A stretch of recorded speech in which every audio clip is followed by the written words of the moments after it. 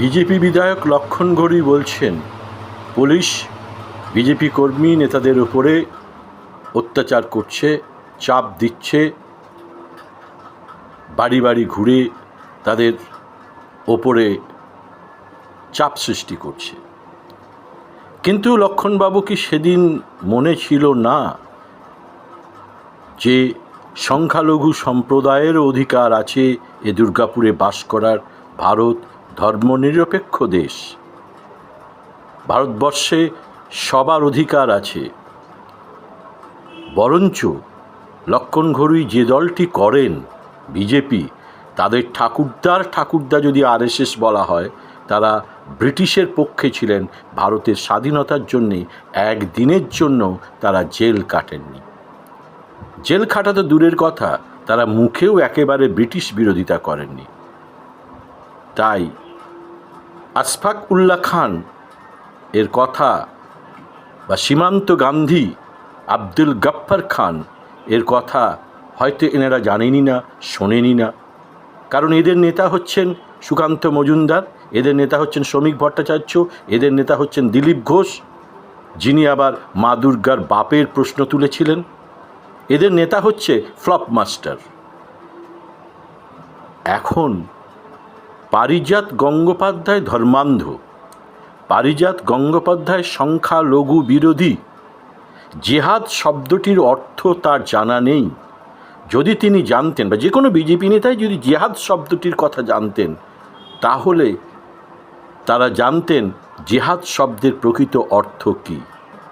জেহাদ শব্দের অর্থ এক ধর্মের মানুষকে অন্য ধর্মের মানুষ হত্যা করবে, তা নয়। কিন্তু যাই হোক, পারিজাত গঙ্গোপাধ্যায় যে নির্মম অত্যাচার চালিয়েছিলেন সংখ্যালঘু সম্প্রদায়ের গরু ব্যবসায়ীদের ওপর, নিজের হাতে আইন তুলে নিয়েছিলেন। তিনি মনে করেছিলেন কেন্দ্রে বিজেপি সরকার আছে, অতএব সংবিধানটা তাদের, বিচারালয় তাদের, সব কিছুই তাদের।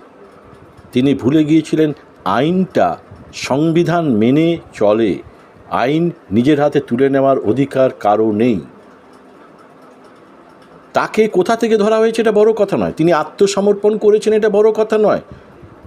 তার লজ্জা লাগা উচিত ছিল সেদিন যে কাজটা তিনি করেছিলেন। অন্যায় হলে অন্যায় চোখে দেখলে প্রতিবাদ করতে হবে, ঠিক আছে, তিনি প্রতিবাদ করেছিলেন। তো পুলিশকে তিনি তুলে দিতে পারতেন, তদন্ত করতে পারতেন। আসলে মিডিয়ার সামনে হিরো সাজতে হবে। উত্তরপ্রদেশের আবহাওয়া, উত্তরপ্রদেশের পরিবেশ, উড়িষ্যার পরিবেশ, আসামের পরিবেশ বাংলায় নিয়ে আসতে হবে।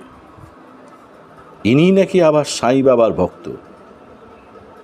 বিজেপি বিধায়ক, আপনি গ্রামের ছেলে, আপনি জানেন গ্রামীণ মানুষেরা কত কষ্ট করে পেট ভরায়।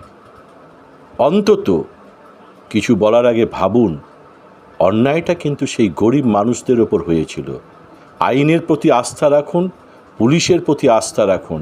কারণ আপনাদের ফ্লপ মাস্টার গুরু অভয়া, ধর্ষিতা অভয়াকে নিয়ে, তার মৃত্যুকে নিয়ে যে নবান্ন অভিযান করেছেন, সেখানে কিন্তু সিবিআই এবং আদালত বিচার করেছে, সিবিআই তদন্ত করেছে।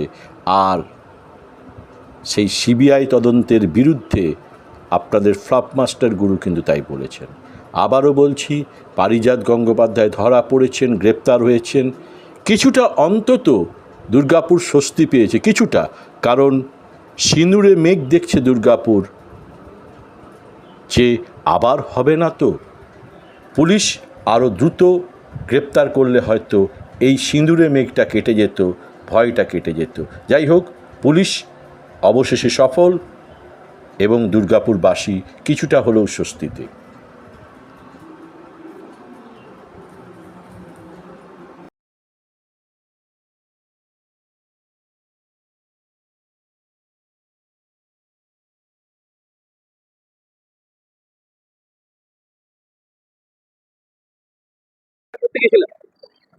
হ্যাঁ, করলাম। জানেন 31 তারিখে যে ঘটনা ঘটার পর থেকে আর পুলিশ যেভাবে সারা দুর্গাপুর তাণ্ডব চালিয়েছে, শুধু বিজেপি করার অপরাধে কর্মীদের হেনস্থা করছে, বাড়ি বাড়ি আক্রমণ করছে। এবং আমি গতকালও বলেছি, আমরা পুলিশকে বলে কোনো লাভ হয়নি, কারণ পুলিশ তৃণমূলের প্রেসারে আছে। তৃণমূল চাইছে এই সময় দুর্গাপুর বিজেপি ধ্বংস করে দিতে। থামানোর ইস্যু কেন্দ্র করে এমন যেন করছে দুর্গাপুরের পুলিশ, মনে হচ্ছে যেন উগ্রপন্থী ওর বাদ থেকে আইএস ঢুকে গেছে এখানে। যেন আইএস এর ঢুকে যায়, যখন উগ্রপন্থী ঢুকে যায়, যেন দুর্গা কলকাতার বুকে লুকিয়ে থাকে, তখন খুঁজে পায় না পুলিশ। পুলিশ এমন তাণ্ডব চালাচ্ছিল যে বড় বিরাট বড় কিছু দেশের ক্ষতি করে দিয়েছে, বাংলার ক্ষতি করে দিয়েছে। তো পুলিশ অতি সক্রিয় ছিল, একটাই কারণ ছিল যে দুর্গাপুরে বলে আগে বলেছি আমি 19, 21 এবং 24 তিনবার যে বারবার পরাজয়, সেই পরাজয় গালের ঘানি থেকে 3 বছর 5 বছর ভোট করেনি, ভয়ে ভোট করছে না। 26-এ ভোট আছে, এখন যে কোনোভাবে কালিমালিপ্ত করে, যে কোনোভাবে আক্রমণ করে, পুলিশ দিয়ে হেনস্থা করে, গাঁজা কেস, আফিং কেস দিয়ে পরে বিজেপি আক্রান্ত ঢুকিয়ে দেওয়া, এটা হচ্ছে চক্রান্ত। তাই আমরা পাড়িয়া স্যান্ডা করেছে।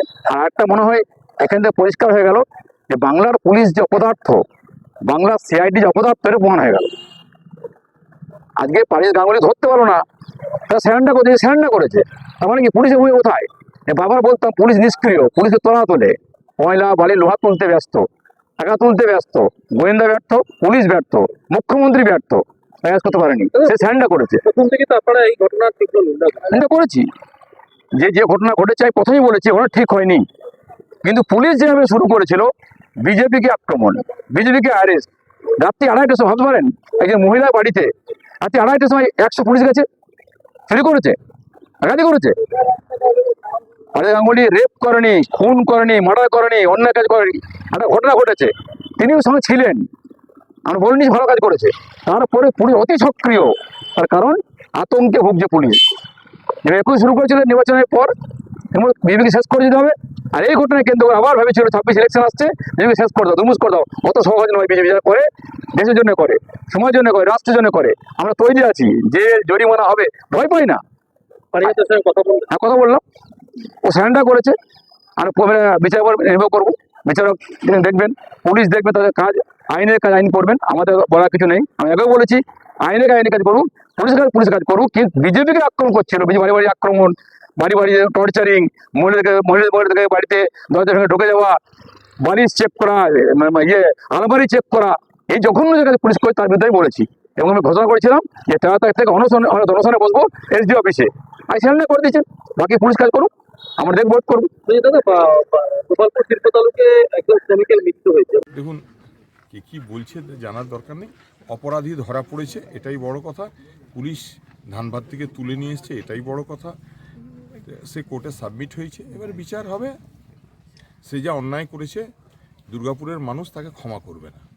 বিধায়ক কি বলবো, বিধায়ক তো বিধায়ক নিজেই সাবধানে থাকতে বলবো।